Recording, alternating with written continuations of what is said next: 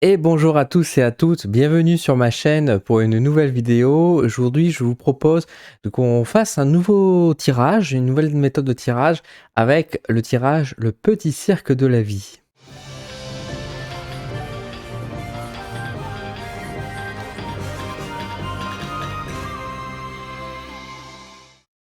Alors, le tirage Le Petit Cirque de la Vie, ce n'est pas de moi, hein, je rends à César ce qui appartient à César.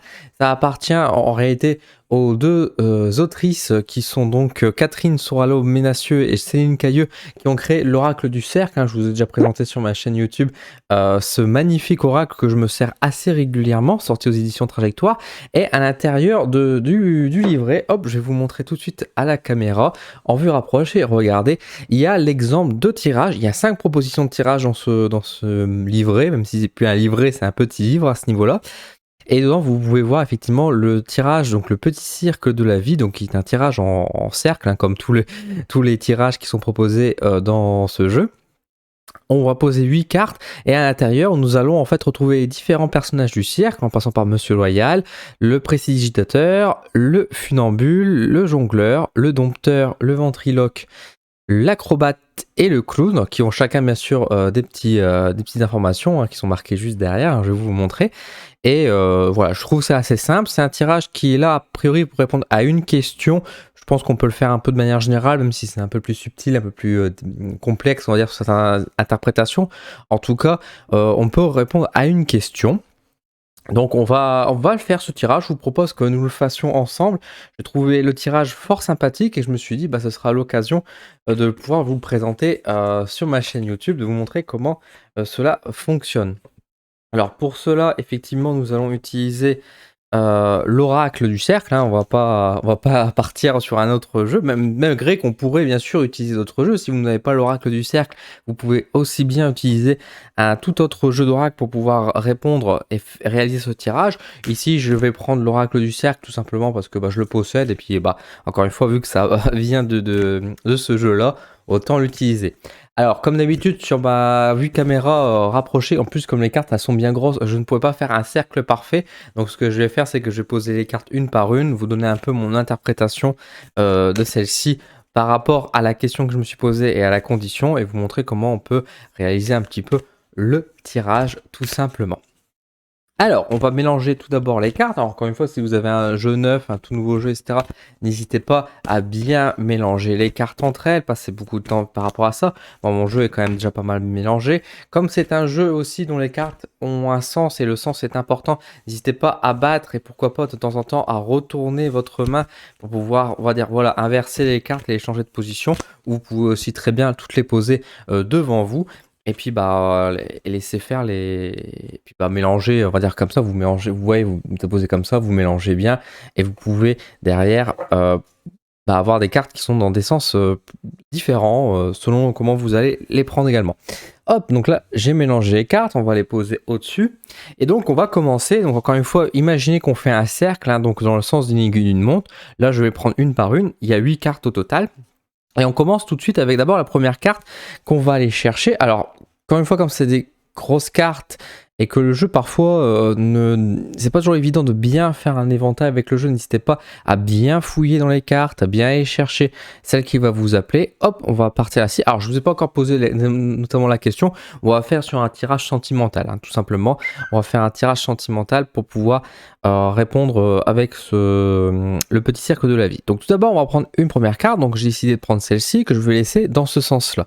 Cette carte-là va représenter Monsieur Loyal. Alors Monsieur Loyal, on nous dit que c'est l'honnêteté, la bienveillance, l'avertissement et la protection. De manière générale, il va venir répondre à la question « Quel conseil me donnes-tu » Qu'est-ce qu'il va me dire Monsieur Loyal vis-à-vis de ma situation amoureuse? Hop, alors j'ai la carte de la vacuité. Alors ici, c'est vraiment le conseil. Le conseil qu'on me donne par rapport à ma situation amoureuse, vacuité. Donc on est quand même sur la face inversée. Pour moi, il y a un peu cette idée de dire que le chemin est encore long. Il y a encore ce chemin qui est encore long, on n'est pas arrivé au bout du tunnel. Il n'y a pas forcément grand chose à faire non plus, parce qu'encore une fois, vacuité, c'est le vide, hein, c'est le néant. Et là, on est dans le conseil. Qu'est-ce que je dois faire par rapport à ma situation amoureuse, aujourd'hui, on me dit rien. Voilà, ça c'est le conseil qu'on me donne. Rien faire, peut-être laisser faire plus les choses, lâcher prise de manière générale. Bon, on verra bien. Encore une fois, là, je le fais avec vous comme ça. Ne le prenons pas forcément pour quelque chose aussi sérieux. Je suis là pour faire une présentation de manière générale. Là, j'ai dit je prenais le domaine sentimental. C'était plus pour, encore une fois, avoir un exemple d'exercice. Donc voilà, là, Monsieur Loyal me dit, en conseil, ne fais rien. Donc la carte, là, je vais la mettre bien sûr de côté. Normalement, encore une fois, n'hésitez pas à faire le cercle quand vous pouvez. Là, moi, je ne pourrais pas nécessairement le faire. Bah, excusez, ce qu'on va faire, c'est que je vais laisser la carte au centre et puis je vais faire le tournant, mais sur place. Voilà, on va faire ça comme ça. On va prendre une deuxième carte. On reste toujours sur la même question, sur le domaine sentimental. Hop, on va prendre celle-ci. Donc, qui va atterrir ici. Je regarde si je ne me trompe pas, mais c'est bien ça. Voilà. Et ici. Et donc cette carte-là va représenter le prestidigitateur, qui nous parle donc des illusions, les potentiels cachés, le déni, la confusion. Qu'est-ce que je ne vois pas tel que c'est en réalité? Qu'est-ce que je ne vois pas? Donc finalement, l'illusion que je me fais, qu'est-ce qui, tel le prestidigitateur, le magicien qui est devant nous, qui nous montre les choses, mais qui derrière réalise aussi des petits gestes subtils, sans qu'on quand on ne fait pas attention. Justement, dans mon domaine sentimental, qu'est-ce qu'on va me dire? J'ai donc l'urgence qui est ici. L'illusion, donc qu'est-ce que je ne vois pas tel que c'est en réalité? Et c'est l'urgence. Donc l'urgence ici, c'est présenté par rapport à l'illusion, ce que j'ai tendance à regarder et qui n'est pas vrai, qui est faux. Et là, on me dit, par rapport à ma situation sentimentale, il n'y a pas d'urgence. Il faut que j'arrête de penser que tout a une fin, ou que je vais être en retard, ou quoi, je ne sais quoi, ou que je suis en retard, on va dire, dans la vie en général, etc. Il y a plus ce côté, non, détends-toi, laisse faire, laisse couler, encore une fois. On retrouve encore une fois le conseil qui est derrière, et dire, à chaque chose en son temps, et ça viendra quand ça viendra, tout simplement. On pourrait prendre ça comme ça. Hop, on continue. Donc, troisième carte, on va prendre celle-ci, donc qu'on va poser à ce niveau-là. Donc là, encore une fois, normalement, vous faites bien le cercle, bien séparé, mais ici, comme j'ai pas beaucoup d'espace, je vous le fais ainsi. Donc là, c'est le funambule avec l'équilibre, centrage, écoute de soi et reliance. Quelle ligne de conduite intérieure dois-je suivre sans me laisser de concentrer? Alors, quelle ligne de conduite intérieure dois-je suivre sans me laisser déconcentrer? Évidemment, qu'est-ce que je dois faire? Là, c'est pas forcément le conseil, mais c'est ce que la posture que je dois prendre, tel le funambule, encore une fois, imaginez bien. C'est ça qui est intéressant avec ce tirage-là, c'est qu'on faut imaginer, bien sûr, au-delà de la question, c'est surtout le personnage. Le funambule, c'est ce personnage qui est justement sur le fil, qui, à moindre erreur, peut tomber, et justement, comment il fait pour garder son équilibre, etc. Et il se concentre. Il y a une certaine ancrage, en fait, qui est là. Et là, c'est justement, la carte-là va répondre à cette question de comment je peux m'ancrer. C'est qu'est-ce que je dois suivre pour pouvoir rester justement sur cette ligne sans tomber, quoi. Sur ce fil sans tomber. Et là, j'ai la carte du rassemblement, avec la carte de la ronde. Donc ici, pour moi, la réponse qu'on me donne, c'est de me dire, il faut continuer à rester sociable, à rencontrer des gens, à voir, à discuter, à échanger, à être ouvert au monde finalement. C'est comme ça aussi que ça pourra se faire en fait naturellement. Donc c'est pas forcément un conseil, c'est plus encore une fois la ligne à suivre en fait. Donc garder le social, ce qui est logique, on va dire notamment sur le sentimental. On continue, donc la quatrième carte, hop, je vais prendre celle-ci. Donc là, je le mets dans le sens, dans mon sens, attention. Ici, qui va représenter donc le jongleur, dextérité, rapidité, adresse et coordination. Qu'est-ce que je ne dois surtout pas laisser tomber? Effectivement, le jongleur ne doit pas faire tomber ses petites balles, il doit les conserver bien en main. Qu'est-ce que je ne dois pas lâcher? Qu'est-ce que je dois conserver? Alors, j'ai la carte ici qui va représenter donc l'opposition.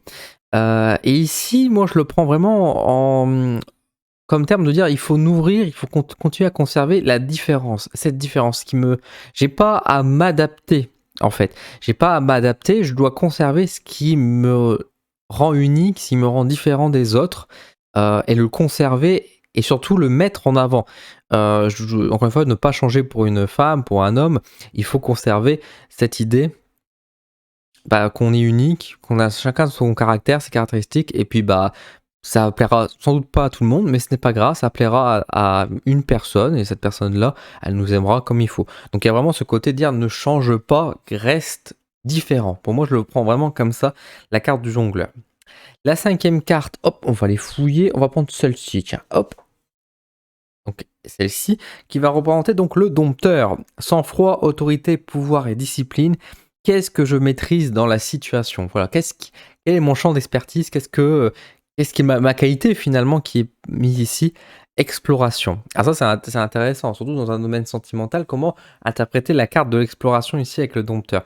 Quelle est ma plus grande qualité? C'est l'exploration, c'est ma curiosité, c'est le fait d'être ouvert aussi, d'être ouvert sur dans le domaine sentimental, ne pas être fixé sur un archétype de femme ou d'homme, de pas rester bloqué, on va dire, sur une idée, mais au contraire être ouvert au champ des possibles, aux différences d'âge, aux caractéristiques physiques, de même général, être passionné partout dans la vie et du coup ne pas être bloqué parce que, par exemple, je sais pas, les femmes qui aimeraient le foot, bah, pourquoi pas? C'est pas quelque chose qui me barrerait la route, on va dire, par rapport à ça. Enfin, vous voyez, c'est ce genre de choses enfin, pour moi, c'est vraiment l'idée de l'ouverture d'esprit qui est marquée ici, justement, et qui, donc, la maîtrise, c'est ce côté, donc, bah, ma qualité, c'est d'être ouvert. D'être ouvert et de dire, allez, j'y vais aussi. Il y a un peu ce côté aussi de dire, effectivement, que je mets pas de porte. Je mets pas de porte. Au contraire, s'il y a une invitation, bah, j'y vais. On va dire ça comme ça aussi. 6e carte, hop, on va prendre celle-ci, je vais la me poser comme ça. Le ventriloque. Alors, le ventriloque, c'est les paroles, la manipulation, la dépendance et l'opinion extérieure. Par quoi suis-je influencé malgré moi? Alors, par quoi suis-je influencé malgré moi? La créativité. La créativité. Donc, mon péché mignon, hein, dans un certain sens, tel le ventriloque. Donc, encore une fois, c'est ce marionnettiste qui retient les choses et nous sommes la marionnette. Qu'est-ce qui me pousse dans le sentimental? C'est la créativité. Donc, c'est de chercher des personnes qui sont passionnées, qui ont une passion, une lueur, en fait, du génie, en un certain sens aussi, de l'envie, des personnes qui réussissent, pas forcément la réussite, mais qui réussissent dans leur domaine, qui se passionnent et qui ont du talent, peut-être, c'est ça aussi qui ressort. Et c'est ce côté-là où j'ai facilement des coups de cœur quand je tombe sur des personnes qui ont cette lumière, effectivement une lumière de créativité, de génie, d'exploit finalement. C'est intéressant. C'est intéressant. L'acrobate. Donc pour la 7e carte, hop, on va la poser de cette manière. L'acrobate, donc avant-dernière carte, qui va remonter donc la force, souplesse, prouesse et confiance. Quel risque m'invite-t-on à prendre? Effectivement, l'acrobate qui prend des risques, hein, qui fait des cabrioles et tout. Qu'est-ce qu'on me conseille? Qu'est-ce qu'on me dit quel risque je m'invite à prendre?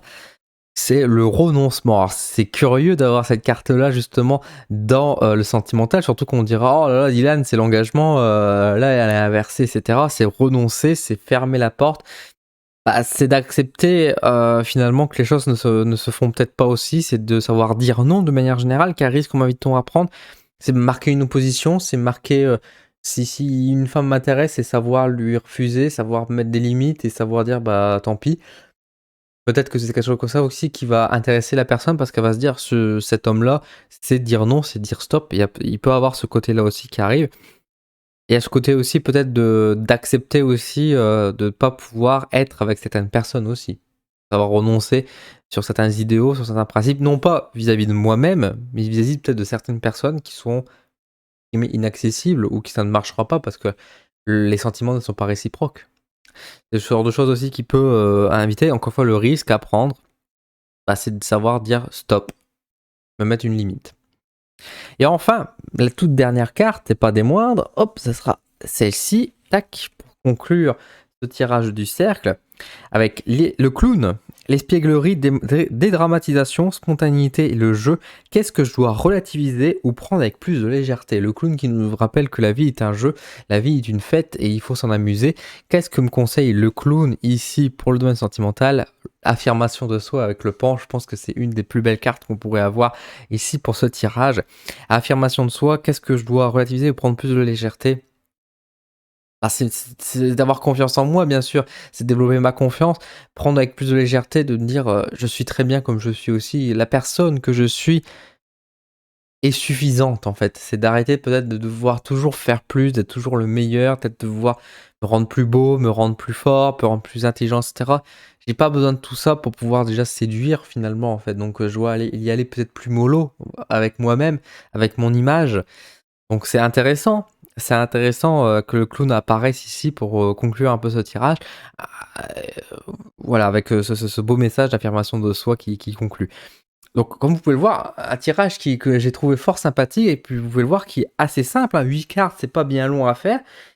Alors là, encore une fois, moi j'ai aussi un peu plus l'habitude, là vous l'ai fait rapidement. N'hésitez pas de votre côté à également passer beaucoup plus de temps sur chaque carte, à bien noter, à regarder chaque détail, etc. Là, je vous fais une présentation vidéo pour vous faire découvrir ce genre de tirage, et je vous invite bien évidemment à le réaliser chez vous. Et si vous le faites, n'hésitez pas à me le dire en commentaire également. Si vous faites ce tirage, mettez en commentaire le tirage que vous avez eu, si vous souhaitez bien sûr le partager, et voir un peu comment vous analysez, avec quel jeu vous avez utilisé pour réaliser ce tirage, mais c'est intéressant. On va faire donc on va récapituler un peu tout ça. Donc encore une fois, les cartes, hein, vous faites vous faites un cercle complet avec chacune des cartes. Donc on avait commencé tout d'abord avec Monsieur Royal, qui est donc la carte de la vacuité. Nous avons ensuite la carte du prestidigitateur qui m'a fait parler des urgences. La carte du rassemblement qui est apparue avec le funambule. On avait eu avec le jongleur l'opposition. Ensuite, nous avons eu l'exploration pour représenter le dompteur. Le ventriloque avec la créativité. L'acrobate avec la carte du renoncement. Alors, ça devrait être comme ça. Bon, après, vous le mettez dans le sens que vous voulez. Et enfin, le clown pour conclure, qui apparaissait avec la carte de l'affirmation de soi. Encore une fois, c'était pour le domaine sentimental. J'ai trouvé que ce tirage était assez parlant. Et c'est ça que j'ai voulu partager aussi, c'est qu'il est simple, il est rigolo, et en même temps il est parlant aussi. Alors bien sûr ça dépend aussi beaucoup des jeux que vous avez utilisés, mais ce jeu-là est excellentissime. Encore une fois, si vous ne l'avez pas et que vous hésitez à l'acheter, mais foncez vraiment, il est un peu cher, mais le cercle de la vie est un excellent oracle très très complet, donc vraiment n'hésitez pas. Et puis comme vous avez pu le voir, il répond très bien aux questions, il donne des beaux messages, et en plus avec ce tirage-là, je trouve que ça permet vraiment d'avoir une réponse complète à nos questions. Parfois, quand on pose des questions, on a toujours un peu de mal parfois à interpréter certaines cartes, à avoir du mal à comprendre notre tirage. Et bien là, vous avez un exemple à 8 cartes, vous faites un petit cercle. Chaque personnage va vous donner un message, un conseil, ça va vous permettre de mieux éclaircir la réponse à votre question, à vos questionnements. Là, j'avais pris une question assez générale sur l'amour, mais vous pouvez être un peu plus précis et avoir aussi une réponse aussi précise également derrière. Voilà, bah écoutez, j'espère en tout cas que cette vidéo vous a plu. N'hésitez pas à me le dire en commentaire. Si vous avez des questions, des suggestions à faire, n'hésitez pas à me le dire également. En tout cas, je vous remercie d'avoir vu cette vidéo. Je vous donne rendez-vous sur ma chaîne très bientôt pour de nouveaux contenus, de nouveaux méthodes de tirage, de nouvelles présentations, etc. Merci de votre soutien. N'hésitez pas à mettre un petit pouce, à vous abonner si vous découvrez la chaîne, et bienvenue dans ces cas-là. Et je vous dis à très vite. À bientôt.